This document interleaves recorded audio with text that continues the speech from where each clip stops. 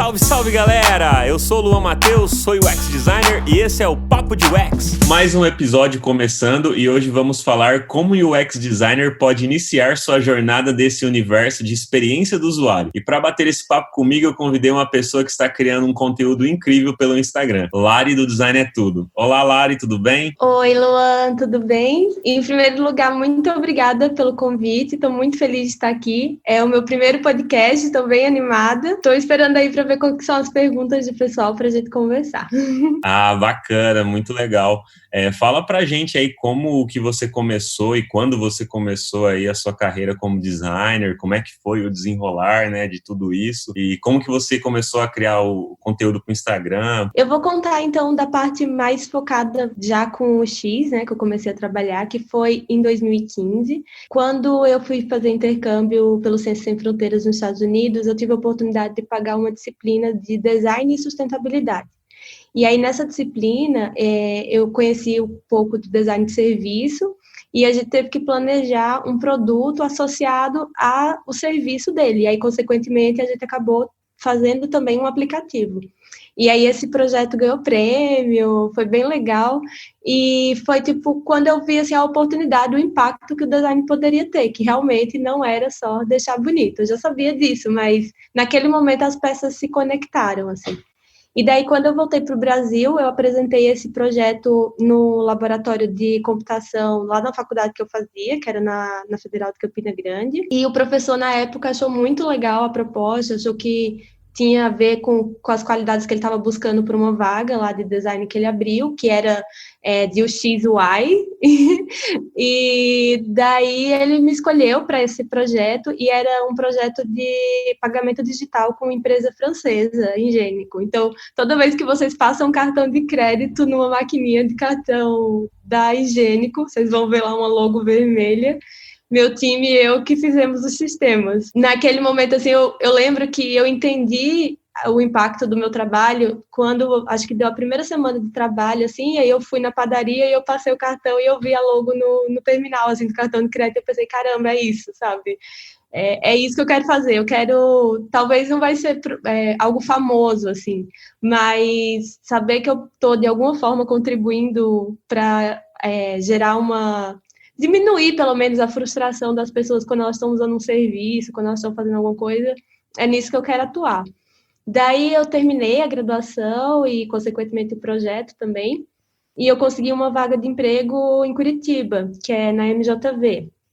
É uma consultoria bem legal aqui, começou aqui no Brasil, lá no Rio, e ela é bem conhecida por aplicar design thinking em grandes corporações, que era o meu super sonho, assim, meu sonho era trabalhar numa grande corporação, e eu consegui.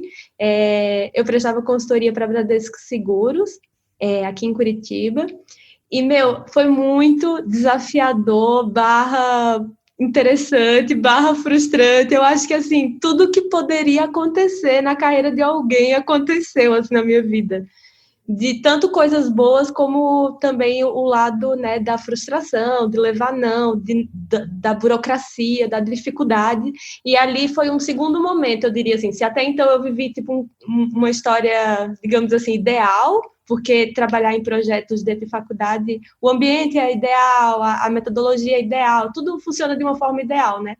Então, as práticas do Agile, era tudo bonitinho ali. E aí eu fui para uma corporação do mundo real, assim, que existe há 75 anos agora, sistemas legados. Pesquisem essa palavra, porque eu acho que ela é a razão de muita frustração do nosso trabalho, às vezes, com hierarquias muito de comando e controle, né, no sentido de são muitas pessoas para se alinhar, muitos diretores, muitas pessoas para conversar, então as coisas elas demoram. Foi os extremos, assim, né? Se eu vivi a facilidade no projeto na faculdade, nessa empresa eu vivi todas as coisas difíceis, assim.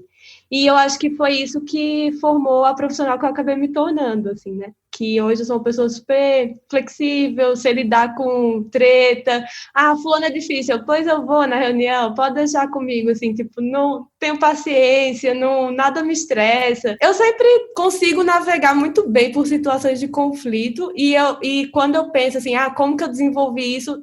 foi de fato na vida real, assim, passando pelas dificuldades. Quando a galera fala, né, o que um design tem que ter, eu fiz, olha, design, não design, todo mundo paciência, porque as pessoas são pessoas, tipo, vai ter um dia que vai estar ruim, vai ter cada um tentando ali fazer o seu melhor, vai dar problema, e tá tudo bem. O importante é você sempre se posicionar e ser aquela pessoa, assim, quem que você gostaria de encontrar na sala num momento de dificuldade, seja essa pessoa, né? E aí, atualmente, eu acabei saindo da Bradesco Seguros porque eu consegui uma bolsa na Apple Developer Academy, então ainda tô lá, é até dezembro, e aí é a bolsa durante o dia, eu não conseguia conciliar o trabalho com o estudo. E aí eu fiquei um tempo fora do mercado, mas pesquisando, né, como pesquisadora lá no programa. Com 6 meses que eu estava sem trabalho, eu consegui uma vaga de estágio. E aí, de novo, um monte de gente, mas você já tem experiência e você vai começar do zero e não sei o quê.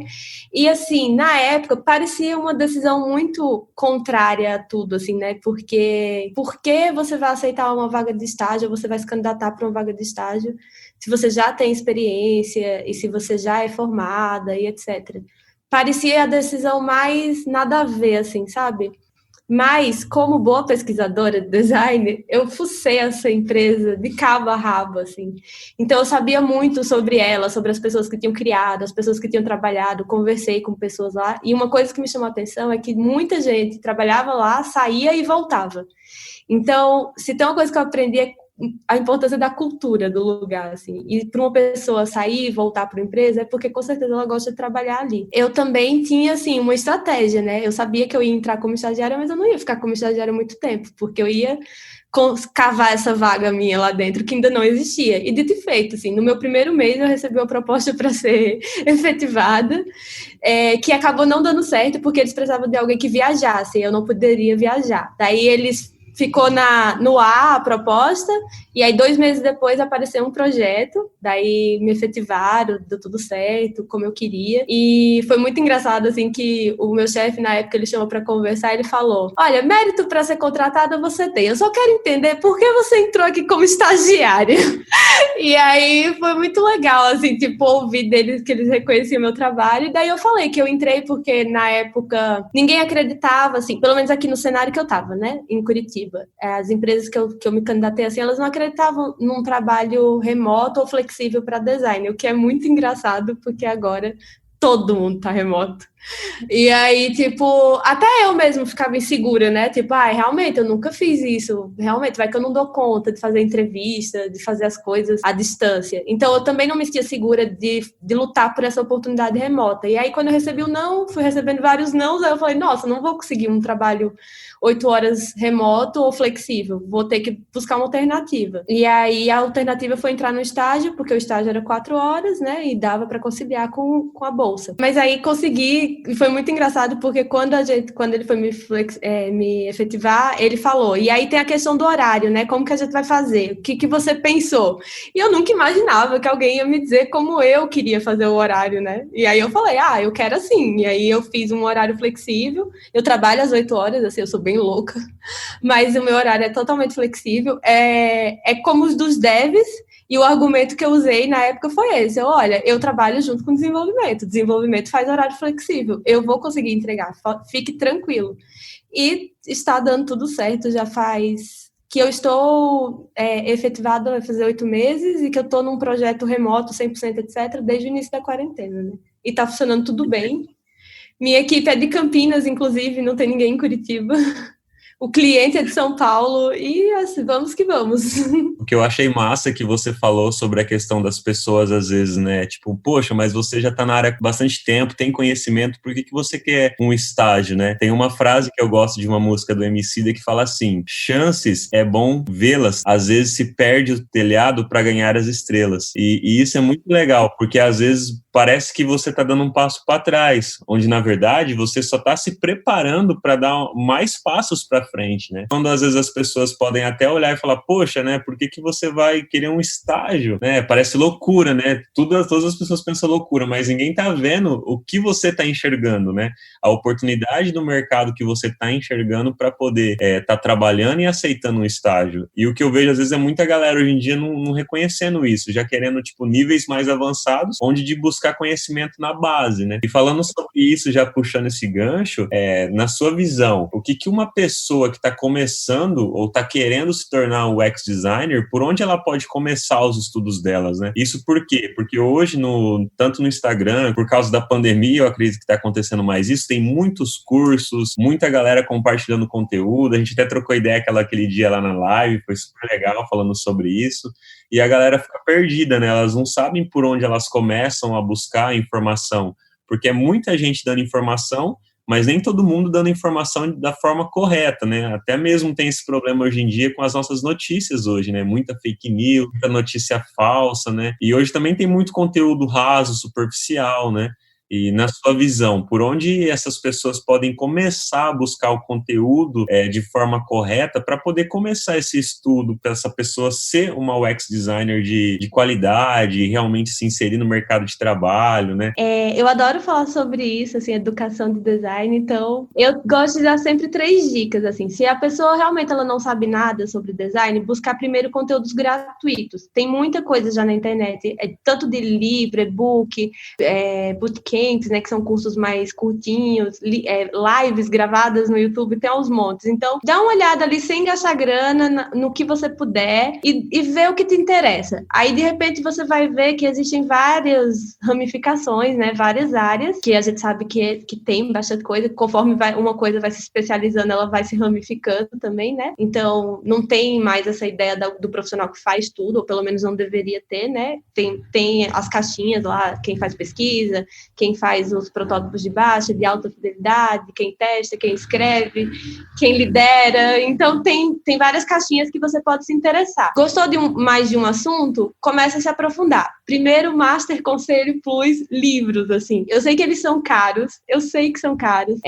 Tem muito livro também que é em inglês, então não ajuda. Mas tem um livro que eu acho, assim, que ele é um básico, que é o livro Projetando Experiências, que é um urso na capa, que é do O'Reilly, sei lá o nome da editora, não lembro agora. E para mim ele, assim, é um livro básico para você entender de UX, digamos assim, né? O que faz. Aí, se você quiser investir mais e souber inglês, tem um que é Orchestrating Experiences. E ele é mais complexo, ele dá um tom mais, assim, conceitual do seu trabalho e tal, qual que é o seu papel, o que você vai fazer e tal, como o X, né? Depois de livros, que seria, tipo, a fonte direta, né? Uma coisa legal do nosso momento de vida, assim, no mundo, é que muitos desses autores são bem ativos no Twitter também. Eu seguiria o Twitter dessas editoras, eu seguiria o Twitter de autores. Uma coisa que eu fiz, eu ficava olhando os eventos, assim, tipo aquele de Austin, sabe? O SWSX.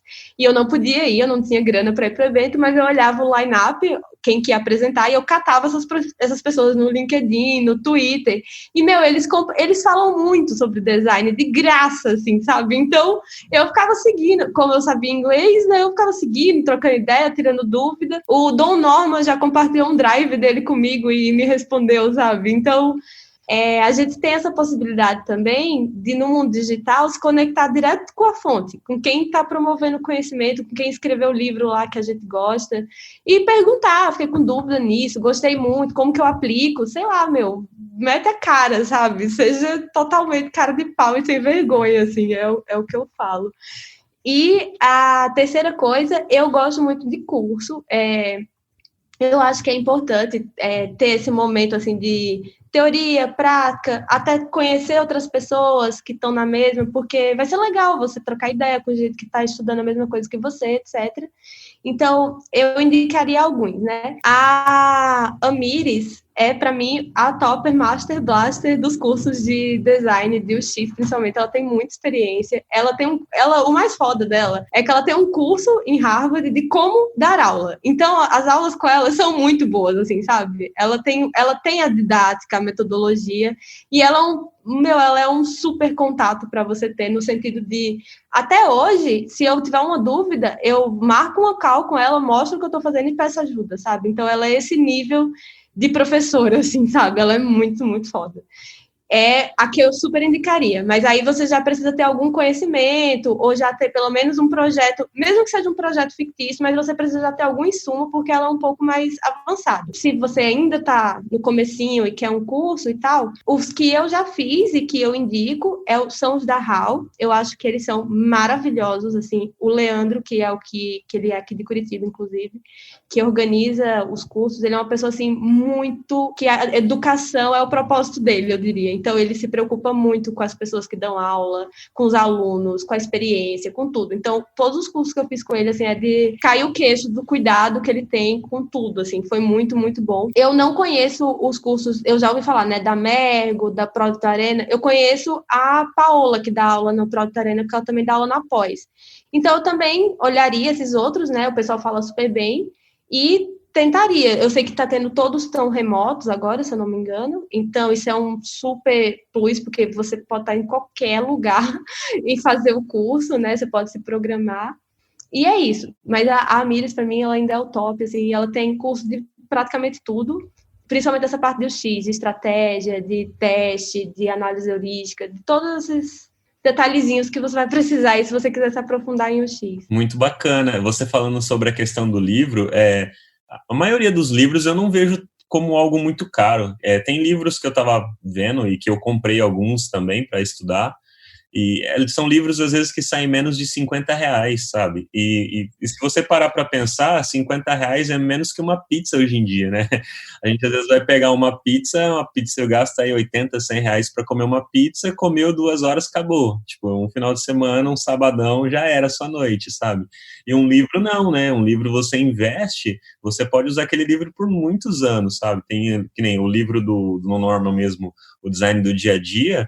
Há quantos anos não foi escrito, meu? E até hoje a galera ainda está comprando porque é um conteúdo que, por mais que foi escrito lá atrás, ainda ele é muito rico de informação que ajuda a gente todos os dias, sabe? Então eu sempre aconselho a galera, ó, compre livro, tem também bastante artigo legal no Medium, igual você falou, vê as lives, assiste os vídeos no YouTube para você se inteirar do que é esse universo de UX, ouça os nossos podcasts, né, também, bacana para você saber mais sobre esse universo de design e tudo.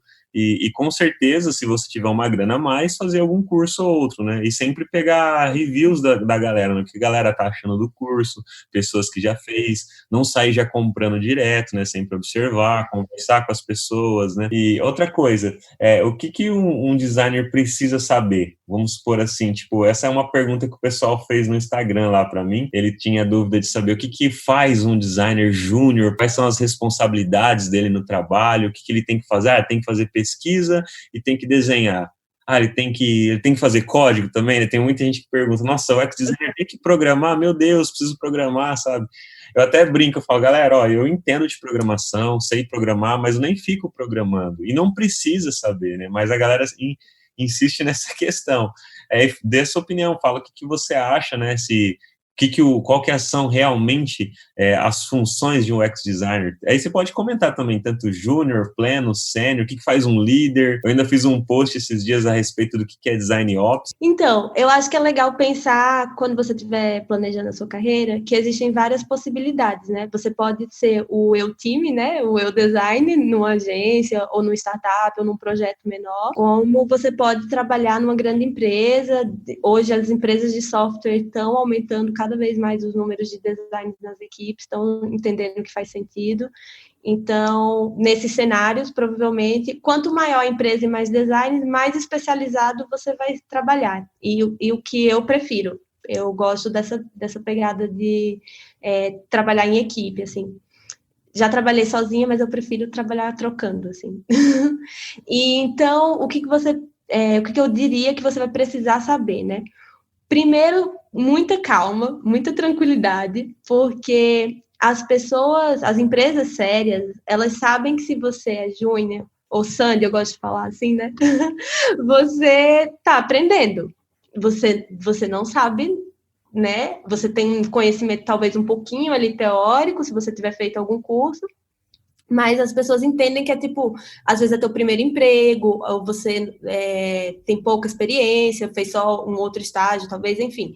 As pessoas entendem. Então, ter muita calma e ter muita, assim, eu gosto muito de falar assim, tem aquele brilho no olhar, sabe? Aquele interesse em descobrir. Porque, assim, ninguém se importa que você não saiba. Ninguém se importa, ninguém espera que você vai fazer uma uau, solução, porque todo mundo sabe ali que você está começando. Mas também ninguém consegue lidar muito com alguém que, tipo, não demonstra interesse, sabe? Que é aquela pessoa que, tipo, conhece, tá? Eu tô nem aí pra vida. Não, demonstra interesse. Então, poxa, que legal, como que faz isso? O que eu preciso fazer? Ah, vocês acham interessante? Proponha, fale, sabe? Esse interesse, assim, essa vontade de aprender, essa curiosidade, que o pessoal chama muito de soft skills, né? Skills comportamentais, habilidades comportamentais. Eu acho que é o mais importante, porque provavelmente a técnica e a prática, você pode ter lido 1000 livros, feito 1000 cursos, mas você só vai aprender na prática, porque cada projeto é de uma forma, cada coisa é de um jeito, então, mesmo que você tenha 30 diplomas, você nunca sabe o que esperar de um projeto, assim. Então, ter muita essa calma, essa tranquilidade de fazer perguntas, demonstrar interesse e estar interessado de fato, né? Se perguntar, por que eu quero esse trabalho? Ah, porque eu quero ser o melhor UX design, então eu vou me dedicar para ser isso, né? Então, tá ali porque você realmente quer ter um trabalho assim de autoconhecimento também. E conforme você vai subindo na carreira, as responsabilidades vão aumentando. Em que sentido? Quando você se torna um pleno, por exemplo, já é esperado de você que você não precise de tanta mentoria, no sentido assim, de alguém te dizendo o que deve ser feito. Então, as pessoas já esperam que quando falar assim, olha, pessoal, a gente vai precisar incluir uma funcionalidade de chat no aplicativo, por exemplo. Você já saiba minimamente o caminho que você tem que traçar ali para desenvolver isso. Ah, vou precisar fazer uma pesquisa, vou precisar falar com fulano para pegar as regras de negócio, vou precisar fazer um flow para passar para quem vai fazer as telas. Então, você já sabe ali minimamente as atividades. Não precisa que alguém pegue na sua mão e diga atividade 1 vai ser essa, atividade 2 vai ser essa, etc, etc. E quando você se torna um sênior, você já se torna aquela pessoa que, além de saber essas mínimas atividades, você também questiona um pouco mais, no sentido de entender, de fato, a motivação daquilo. De repente, você se sente mais segura para pegar um insight de pesquisa, um resultado da pesquisa e questionar um pouquinho o negócio, né? Fazer uma provocada, assim. Ah, mas, ó, a gente viu aqui, conversando com teus usuários, os clientes, que não é isso que eles querem. Na verdade, eles querem tal coisa. Então, eu diria que quanto mais sênior, mais você vai crescendo, mais confortável você vai ficando em ficar desconfortável. É isso. Então, no começo, você surta com tudo, você precisa que tenha o tempo todo alguém pegando na sua mão, depois você consegue ali trilhar um caminho dentro da segurança, e depois você começa a ficar mais tranquilo e ficar desconfortável, porque é muito desconfortável dizer não para o PO, você dizer que não era bem aquilo que os clientes querem fazer, você questionar uma decisão de negócio ou uma task, isso é muito desconfortável fazer, não é legal, não é divertido, é horrível. Então, você tem que estar muito segura para fazer isso, né? E essa segurança você só vai conseguir com experiência e tempo mesmo. Não tem segredo. E aí, indo um pouquinho para os papéis de liderança, eu nunca fui manager de equipes, assim, né? De cuidado das pessoas. Eu já fui liderança técnica, que geralmente é tipo uma pessoa que a responsabilidade é bem focada em padronizar entregáveis, compartilhar conhecimento. Então, é mais focado mesmo no técnico, não nas pessoas em si. Por exemplo, eu não tinha responsabilidade de contratar, demitir, traçar plano de carreira com a pessoa, não tinha essas responsabilidades que um manager tem, né? Que um coordenador, uma coordenadora tem. Então, quando você chega numa liderança técnica, por exemplo, o seu papel ali é, de fato, compartilhar conhecimento para garantir que todo mundo faça um excelente trabalho. Então, se alguém descobre uma nova forma de fazer ou uma forma melhor de fazer algo, dissipar para todo mundo conseguir chegar nesse mesmo nível, né? Então, você está sempre ali provocando e puxando as pessoas para elas se melhorarem tecnicamente. E garantindo que todo mundo tem o que precisa, né? Tem os templates, tem etc, etc. E aí entra um pouquinho, eu diria, no papel do Design Ops, que, tipo, eu vejo muito, assim, que as pessoas discutem, Design Ops é um cargo, é um papel, o que é? E aí eu acho que depende do cenário da empresa, né? Depende de quantos designers tem. No meu trabalho, ele é um papel, não tem o cargo de Design Ops, ele é uma responsabilidade compartilhada, que é como eu acredito e como eu prefiro. até. Eu gosto de não ter uma pessoa fazendo isso. Porque, assim, eu que estou ali fazendo o plano da pesquisa, eu que estou aplicando um questionário, eu que estou vendo o que está precisando melhorar. Então, eu não preciso que alguém faça isso para mim. Eu posso chegar lá para o time e falar, pessoal, ó, identifiquei que a gente podia melhorar o nosso roteiro nesse ponto aqui. E a galera vai, beleza, vamos embora, entendeu? Tipo, você que fez o negócio, identificou esse negócio aí, vamos fazer. Então, e assim, ao mesmo tempo, eu não sei nada de UI. Então, alguém lá que está fazendo o teste de habilidade identificou uma melhoria, ou precisou de um template, ou encontrou uma ferramenta nova que é melhor de fazer, eu confio 100% nessa pessoa. Eu não vou dizer para ela qual é a ferramenta que ela vai usar, ela que usou na prática que vai me falar qual é a melhor. Então, no meu time, é uma responsabilidade compartilhada. Ela é, na verdade, uma pastinha no Drive, onde a gente vai pondo os templates lá, e aí ela é um quadro no Miro, onde a gente tem o processo, e ela é uma reunião que a gente faz semanalmente para se alinhar do que mudou, do que precisa melhorar. E eu acho que funciona super bem no cenário da gente, no tamanho do time da gente, na função, etc. O jeito que eu gosto de explicar, eu roubei esse exemplo do Agile, eu não lembro o link, mas eu posso procurar depois. Que Design Ops é como se fosse um guia. Então, imagina que você e seu time foram convidados para fazer uma reunião em outra cidade e vocês estão responsáveis por criar um novo produto para a empresa lá. E aí todo mundo fica animado, compra passagem, reserva hotel e chega lá no dia no aeroporto. Aí, quando chega lá, todo mundo, a gente vai de Uber, a gente pega o ônibus, chama um táxi, o que a gente faz? A galera fica ali, decidem, pega um táxi. Aí um fala, né, acho melhor a gente ir direto pro hotel, deixar as malas, tomar um banho. O outro, não, eu quero dar uma volta na cidade e tirar uma foto. Aí o outro, não, eu quero ir direto comer, que tô morrendo de fome. Aí decidem ir pro hotel, maioria venceu, deixa a mala, aí vamos pro restaurante. Chega no restaurante, outro debate. Ai, tem isso, tem vegetariano, quanto que é, não sei o que, será que pode tomar um chopp? Ai, a gente pede reembolso até de quanto? E vira outra história. Quando chega na hora da reunião, todo mundo já tomou tantas decisões que tá todo mundo, tipo, estressado, cansado, sem paciência. A gente sabe, a gente trabalha com X, a gente sabe que a gente tem um limite de carga mental, né? A gente tem um limite de decisões, inclusive, que a gente consegue fazer com clareza. E a gente faz muitas, mais de milhares de decisões no subconsciente, assim. Então, o estresse, a carga mental no final do dia, provavelmente ela tá bem alta e você não quer decidir mais nada. E aí é nesse momento que você vai ter a super importante reunião, que era o objetivo da viagem, para você trabalhar. E você vai estar com seu nível de energia lá embaixo, todo mundo provavelmente vai decidir coisas meio que vai, sabe? E assim, o Design Ops é como se fosse esse papel, né, de um guia. Quando você chega no aeroporto, já tem o carro esperando todo mundo, vamos levar com um roteiro de, vamos parar no hotel, vamos ficar 1 hora, aí já vou entregar aqui para vocês o menu do restaurante que a gente vai, se vocês já quiserem ir pedindo. Quando chega no restaurante, já tá os pratos esperando, já tá a opção de pagamento. O máximo que a galera vai decidir é ser crédito ou débito, entendeu? E aí eles vão para a reunião, chega todo mundo alimentado, feliz, não precisou tomar nenhuma decisão, tão limpo, cheiroso, animado, feliz que estão numa sala nova, com parede nova, com gente nova, que vão fazer um produto novo, etc.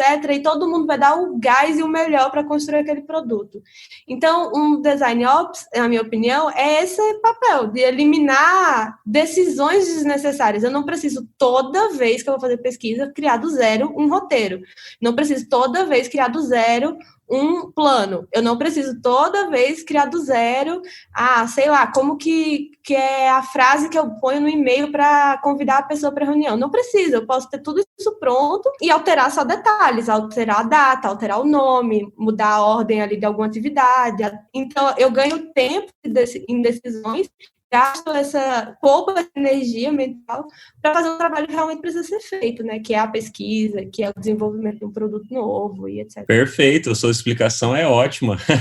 Complemento aquilo que eu coloquei no post, ficou muito legal a sua explicação. E é muito interessante isso, porque a nossa equipe lá de designers, que é na Curate, a gente está crescendo cada vez mais e realmente vai precisando isso naturalmente de uma pessoa que fique responsável por essas coisas. Nesses últimos dias entrou 2 designers praticamente de uma vez assim na nossa equipe, e aí eu tive que correr atrás para poder ter as licenças do programa para elas trabalharem, sabe? Porque elas não podem ficar enroscado esperando a licença do software, e enquanto isso fica lá, né? Tipo, não, alguém tem que correr atrás disso, né? E é interessante isso, porque para mim está sendo meio que uma experiência nova, né? De trabalhar um pouco com design ops e ao mesmo tempo liderando, tipo, abrindo tarefa para o pessoal trabalhar, sabe? Organizar o que cada um vai ter que fazer. Isso para mim está sendo, tipo assim, muito legal, desafiador, mas que eu estou gostando bastante, que era um dos passos a mais que eu queria dar na minha carreira e que lá nessa empresa que eu estou atualmente, eles estão me dando essa oportunidade. Então, para mim, está sendo muito legal fazer isso, sabe? E eu automaticamente vou vendo que isso é necessário mesmo. Às vezes, um tempo atrás, às vezes eu olhava e falava, mas será que realmente precisa de ter esses profissionais, assim? Vai ficar o dia inteiro fazendo isso? Será que leva tanto tempo? E, cara, leva tempo realmente para você organizar as coisas, deixar tudo redondinho, sabe? Ter as tarefas, tudo certo, para que cada designer vai ter que fazer, para que, igual você falou, ele não perca tempo tendo que saber o que ele vai ter que fazer, ele simplesmente já chega para ele o que ele tem que fazer e ele executa muito bem aquela tarefa que ele tem que executar, né? Sem ter as barreiras que impeçam ele de estar executando aquele papel bem feito, né? E isso eu acho super legal. E eu gostei muito do jeito que você explicou sobre a questão da viagem, ficou super 10, muito bacana mesmo. Eu acredito que todo mundo que está ouvindo deve ter entendido da forma muito clara, ficou muito bacana. Tomara. Eu sei que quando eu expliquei para o diretor da empresa, ele entendeu, queria imprimir o mapa de Design Ops que eu fiz na parede, etc. Eu falei, não, calma, já vê calma, tem que melhorar. Mas, enfim, no fim das contas é simplificar, né? Para que o trabalho que precisa ser feito seja feito. E para você, assim, na sua visão, qual que é a melhor forma que uma pessoa pode entrar no mercado? Como que ela monta o portfólio dela, né? Como ela estrutura? As pessoas têm muitas dúvidas sobre isso e essas são algumas das perguntas que o pessoal mandou lá na caixinha do Instagram, que eu falei que eu ia estar gravando sobre isso.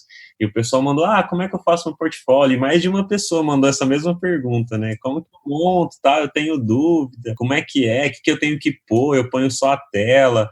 Eu ponho os processos, né? Eu ponho outros trabalhos que eu fiz além de design também, o que eu coloco, né? As pessoas têm essas dúvidas, assim. Eu vou dar aquela resposta polêmica, mas assim, eu sou uma pessoa que eu sou polêmica não porque eu gosto de tacar fogo nas coisas, mas no sentido de, assim, não existe resposta verdade absoluta sobre as coisas. Por exemplo, eu tenho um portfólio lá, laritertuliano.com. Se vocês entrarem lá, ele não é o ideal, porque ele mostra só um resumo do que é alguns projetos que eu trabalhei, né? Porque alguns têm acordo de confidencialidade e nem estão lá. Ele não é o ideal do ponto de vista do que se tem que ter num portfólio de UX. Acho que quem explica muito bem como que tem que ser um portfólio de UX é o Leandro Rezende nos exemplos do Medium que a galera faz, que explica o processo e etc. Mas o que eu gosto de trazer sobre esse tema? É legal você ter um portfólio, com certeza. Mas a maneira que, por exemplo, eu consegui os meus 3 empregos, eu gosto de falar isso, assim, foi na conversa. Foi na construção do relacionamento com quem ia me recrutar. Então, por exemplo, quando eu fui conversar lá com o professor Adalberto, que me deu a primeira oportunidade no laboratório, que era aquele emprego que eu falei no início, de pagamento digital, eu tinha um portfólio, mas era tipo assim, era o banner que eu tinha apresentado, que ele era bem detalhado, que eu tinha apresentado no projeto, inclusive está na internet também, se vocês digitarem o Egg Prize e Vencedores 2015, vocês vão ver lá o meu. E era aquele banner, eu levei o link na hora, eu virei o computador assim, abri e expliquei para ele o que eu tinha feito. E expliquei para ele sobre mim, assim, o que eu gostava de fazer, por que eu tinha feito esse intercâmbio, por que eu queria essa vaga. Então, tipo assim, eu cativei, eu acho que ele, na minha ânsia também de querer aquilo, sabe? E de mostrar levemente um pouco de como eu trabalhava. E assim, óbvio que eu não tinha experiência, eu tava, tipo, né, em UX, eu tinha experiência em outras áreas de design, mas em UX eu ia ser a primeira oportunidade. E eu fui muito transparente, tipo assim, eu quero aprender, eu quero dar o meu melhor. Isso é o que eu posso fazer quando eu tenho mentoria, né? Tipo, quando eu tenho apoio, é esse tipo de coisa que eu consigo fazer. Então, tipo, é um trabalho meio de, tipo, convencer a outra pessoa de por que você e por que não outra pessoa. E tinha outras pessoas para a vaga que eu queria, sabe? E, assim, teve vários fatores também. Porque quem me avisou desse processo seletivo foi um professor meu, que desde o primeiro período eu participava de todos os processos seletivos que ele abria de bolsa. E eu não passava em nenhum porque eu não tinha danada da cadeira que você só paga no 5º período, que era projeto 1. E eu sabia que eu ia ser reprovada no processo seletivo, mas todos eu me inscrevia. Não tinha regra dizendo que eu não podia me inscrever, eu me inscrevia. Eu ia para a entrevista, ele falava de novo, Larissa, eu de novo, professor Wellington, né? E aí, tipo, inclusive ele é um ótimo autor do design emocional, foi através dele que eu conheci Norma e etc. E aí ele sempre conversava comigo e ele explicava, vi aqui, né, no currículo ainda não apareceu o projeto 1. Eu, pois é, professor, não apareceu o projeto 1 ainda estou no 2º período. E eu ia, toda a seleção. E aí, quando teve essa vaga, ele não me indicou, assim, ele só avisou para o professor Adalberto, ó, isso aqui são os e-mails dos alunos que pagaram o projeto 1, e poderiam fazer a seleção. E aí eu estava no meio desses e-mails. E aí, o fato dele ter me enviado, né, nesse pacote de e-mail que foi para as entrevistas, foi o grande diferencial, na verdade, porque ele é um professor, tipo, super respeitado na universidade, um professor incrível, assim, uma pessoa excelente. Então, tipo, quando ele indica, inclusive foi ele que escreveu também minha carta para o intercâmbio, então quando ele indica alguém, mesmo que seja para uma entrevista, você já chega com uma moralzinha, assim, sabe? Porque ele não vai indicar um aluno desinteressado, um aluno que não gosta, não participa da aula, não tem nota boa, etc. Então, isso também ajudou. E aí eu falo muito para as pessoas, só que 2 anos e meio antes de fazer a entrevista, eu não sabia que isso ia acontecer, né? Eu só fui porque, na verdade, eu fui por curiosidade, para saber como que era um processo seletivo de bolsa, para, tipo, saber como eram as perguntas, para eu conhecer. Foi meio que na doida, assim, que eu fiz isso. Mas parando para pensar, eu estava construindo um relacionamento ali, nesse sentido, né? O professor estava vendo que ano após ano eu lá, tentando, sabendo que não ia passar, sabendo que tinha muita gente melhor que eu, em períodos mais avançados, que já tinha ganhado prêmio com um currículo foda, e eu lá, humildezaça, no 2º período, fazendo os processos seletivos, mesmo assim. Então, isso também foi um pouco dele poder ver minha personalidade, assim, quem eu era, que eu era uma pessoa corajosa, que eu era uma pessoa interessada, e quando eu paguei a cadeira dele, eu paguei muito bem, ele me recomendou para o intercâmbio, inclusive, então eu digo muito que foi na base do networking que eu consegui as coisas, e eu sei que as pessoas têm muita resistência com essa palavra, porque ela parece palavra de... né, essas palavras que a gente diz e não sabe o que significa, até por isso que eu fiz o glossário lá, mas eu acho que ela é fundamental, você tem que conversar com as pessoas, networking na essência é você se conectar com as pessoas e trocar informação, então se eu estava interessada em crescer na minha carreira, fazia total sentido eu me conectar com meus professores, sabe, com os que faziam sentido, com que davam as disciplinas que eu me interessava mais, no caso, design emocional foi uma coisa que sempre me interessou muito. Depois eu grudei na professora Cleone, que foi quem me deu a primeira aula de interação na faculdade. Depois o meu orientador, grudei nele porque ele era um cara muito foda em acessibilidade. Então eu fui grudando nas pessoas que eu queria muito saber sobre aquilo, entendeu? E eu fazia questão, o que eles falassem era lei pra mim. Eu nunca fiz uma raiva a essas pessoas, assim, no sentido de... eu ia para as aulas, eu não faltava, eu entregava tudo, eu tirava dúvida, eu demonstrava interesse, eu participava ativamente deles. Outros professores eu deixei um pouquinho a desejar, porque não era bem o que eu queria, tipo, modelos tridimensionais, professor Luiz, me perdoe, passei na final em todas as cadeiras, porque eu não gostava daquilo, então era isso, entendeu? Eu não me dedicava, não focava naquilo. Eu lembro tanto que teve um dia que ele falou assim, avisa pra Larissa pra ela nem vir, que a nota dela foi tão baixa que ela não tá nem na final, eu vejo ela no período que vem, eu repeti a cadeira, porque eu era muito ruim em modelos tridimensionais. Mas eu era muito boa em pesquisa, muito boa em outros assuntos que eu me dediquei para ser, né? Então, grudem nos seus professores, se você tiver a oportunidade de fazer faculdade. Eles são a primeira ponte, assim, com o mercado para você. E com qualquer oportunidade profissional. Então, eu consegui por causa da indicação dele. Óbvio que depois, pelo currículo, pela entrevista, assim. Mas se ele não tivesse dado o meu e-mailzinho lá para eu participar do processo seletivo, talvez eu não teria tido essa primeira oportunidade. Quando eu consegui a vaga na MJV, foi muito parecido. Eu já sabia que eu queria vir para Curitiba, porque eu queria fazer a pós aqui. Então, um ano antes, meu filho, eu curtia tudo que a MJV respirasse, eu estava lá curtindo.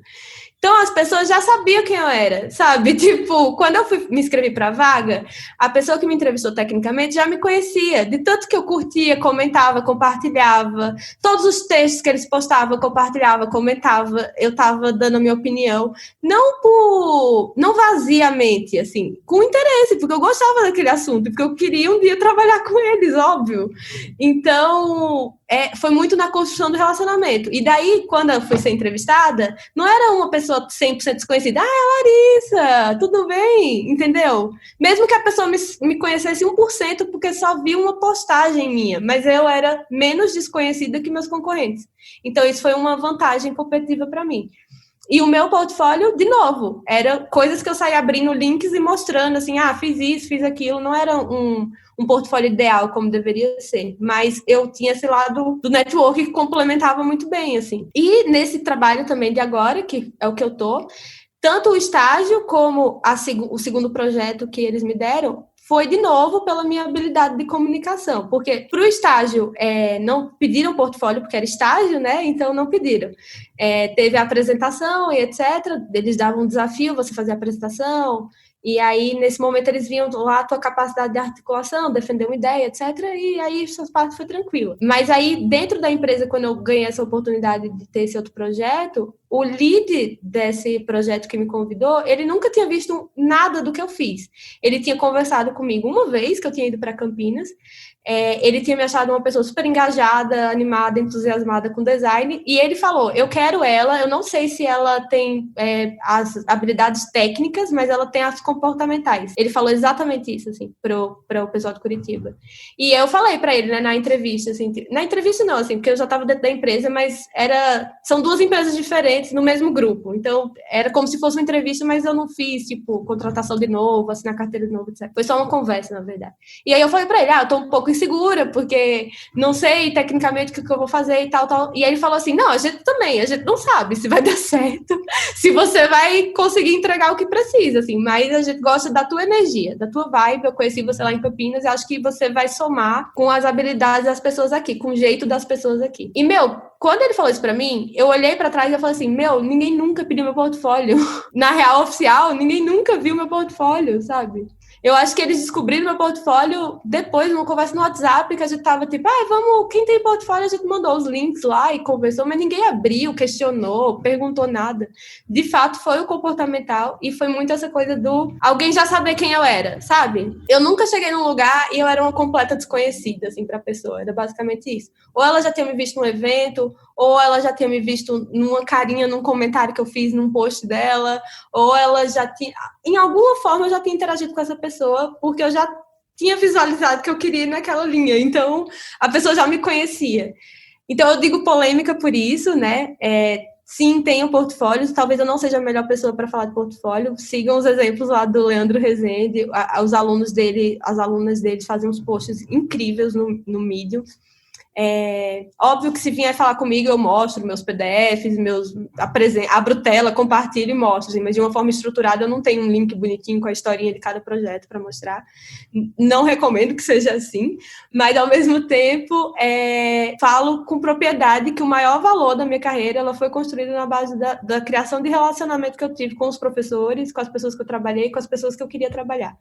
Então, se você já tem um norte de onde você quer ir, interaja genuinamente com essa empresa, sabe? Comente, compartilhe, vá aos eventos. Agora tá tudo online. Participe, ligue a câmera, faça pergunta. Uma dica importantíssima. Todo evento que você for da empresa que você quer trabalhar, levanta a mão e faça uma pergunta. Não qualquer pergunta. Faça uma pergunta interessante, assim, uma pergunta capciosa, uma pergunta que vai fazer a pessoa falar assim, nossa, que legal, boa pergunta, sabe? Eu fazia muito isso. Eu ia para o evento, eu ficava na primeira fileira e ficava esperando a hora das perguntas. Era a primeira a perguntar e fazia sempre uma pergunta tipo, assim, sabe?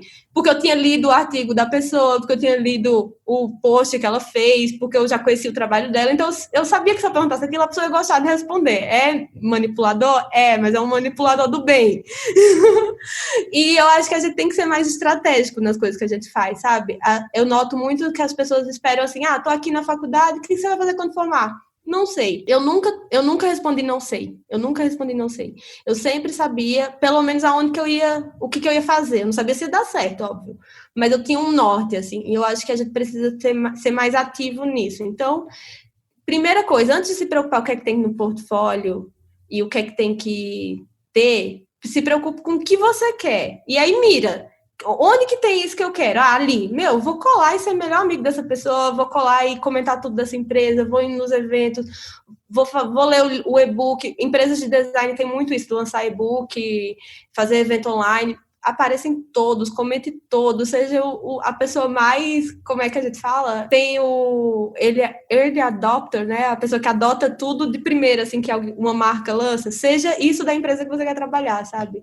E não é ser, como que eu digo assim, baba-ovo, né? Não é ser, tipo, de ficar de uma maneira não genuína, não é isso. Você só vai fazer isso com a empresa que você realmente quer, assim, né?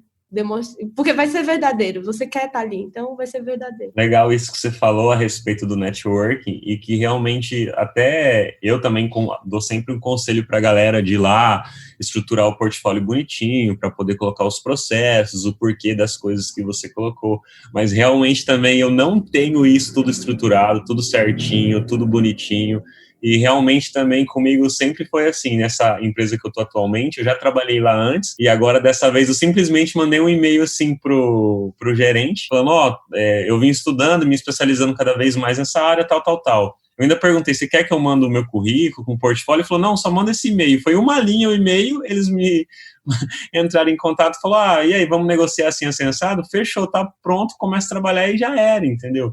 Porque também já tinha aquela relação, eles já sabiam o que eu fazia, então isso ajuda muito, isso que você falou, né, sempre estar se conectando com as pessoas, ter esse network, porque também não adianta você ter um portfólio maravilhoso, perfeito, mas se você não souber se comunicar, se você não souber se conectar com as pessoas, e ainda mais nesse universo de UX, né, que é isso que faz a gente entender o usuário para poder gerar uma melhor solução para ele, para que possa ele, quando for usar, ter uma boa experiência. Então é isso, entendeu? Se não tivesse network, se não tivesse a conexão, se não tivesse diálogo, né, não adianta ter um portfólio maravilhoso. Mas também realmente tem que ter estruturado, bonitinho, que fica mais fácil para você se inserir no mercado de trabalho, né?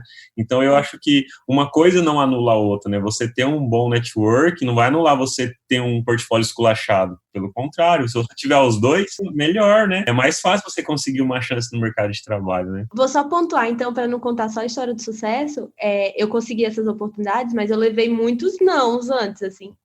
O da MJV, eu mandei meu currículo para 30 empresas, só 3 responderam. Exatamente também, talvez por eu não ter isso muito bem estruturado. Mas acabou dando certo porque eu tinha focado muito minha energia naquela empresa que eu queria ir. Mas tem esse lado também, assim, levei muito não. Quer dizer, não siga exatamente esse caminho, né? E vai lá, estrutura realmente o portfólio, se dedica, coloca certinho. Eu, por mais que ainda não tenha um portfólio completo, assim, igual o pessoal tem no Behance, lá, aquelas coisas maravilhosas, eu tenho meus PDFs, igual você falou. São estratégias que a gente usa para poder conseguir os trabalhos, para poder conseguir, né? A gente está cada vez mais dando um passo a mais na nossa carreira. E é assim que funciona. Cada pessoa vai ir se adaptando à sua realidade, né, ao mercado que está em volta dela também, porque você está em Curitiba, eu estou aqui no interior de São Paulo, é totalmente diferente as formas que as empresas trabalham, então não adianta eu querer também seguir o seu exemplo, outra pessoa seguir o meu exemplo, dependendo da realidade que ela está, do mercado que ela está, e principalmente às vezes se ela quiser seguir carreira para fora do país, que também o pessoal... Aí é outra pira. Entendeu? Então, tipo assim, igual você mesmo falou também, não é uma receita de bolo, né? É algo que cada um vai vendo a necessidade, vai montando e vai para cima. Mas uma coisa que a gente sabe que dá certo é ter um bom network e junto ter um bom portfólio estruturado. Lari, muito obrigado aí pelo bate-papo, foi super legal. Deixa aí as suas redes sociais, os links que você tem, LinkedIn, qualquer link que você tiver aí para compartilhar com o pessoal te seguir lá no Instagram, que você está com conteúdo muito legal, muito massa que você tem postado e tá muito bacana. Deixa aí pro pessoal poder te seguir lá. Muito obrigada. Me sigam no Design é Tudo, é o DSGN e tudo, né? Meu Deus, eu preciso mudar esse nome, talvez. Mas o design é tudo. Eu tô lá comentando as coisas do Luan, é fácil de me achar. Não vou deixar as outras redes, porque honestamente, assim, eu não olho muito elas. Eu sou mais focada no Instagram mesmo. Mas eu queria indicar um canal no YouTube, que é o da Lada, que é as professoras do Rio de Janeiro, da EG. Elas estão fazendo um conteúdo muito legal sobre design. E eu acho que é uma linha, assim, que eu acredito muito, do que é o design, para que serve o design. Então, acho que seria importante. Elas são todas, tipo, doutoras, PhD, etc. Então, são, tipo assim, para mim, a importância de ter pessoas que estudam, porque elas estão produzindo, né, conhecimento, elas estão pesquisando a fundo. É importante ter também a gente, por outro lado, que está praticando isso, né? Então, recomendo o canal da Lada, muito bom. E é isso, muito obrigada pelo convite, pelo papo, eu adorei. Agora eu já posso falar que, me escutem no podcast. Legal, muito obrigado, Lara, aí, por você ter disponibilizado o seu tempo, conversado com a gente aí, com os nossos ouvintes, com a galera que segue aí o Papo de UX. E aí eu quero deixar um recado para a galera também aí, se você ouviu esse podcast até aqui, gostou desse podcast, desse papo aí com a Lara a respeito de carreira UX, compartilhe com mais os seus amigos aí, com 2, 3, 4 pessoas aí, o tanto que você puder compartilhar. E quem quiser também ouvir algum outro assunto dentro desse universo, ou tiver alguma dúvida a respeito também sobre a questão de carreira, pode deixar lá no Instagram da Lara, que eu tenho certeza que ela vai ter o prazer de responder você, e pode deixar lá no meu Instagram também, que é @uxluan, e até o próximo episódio, pessoal.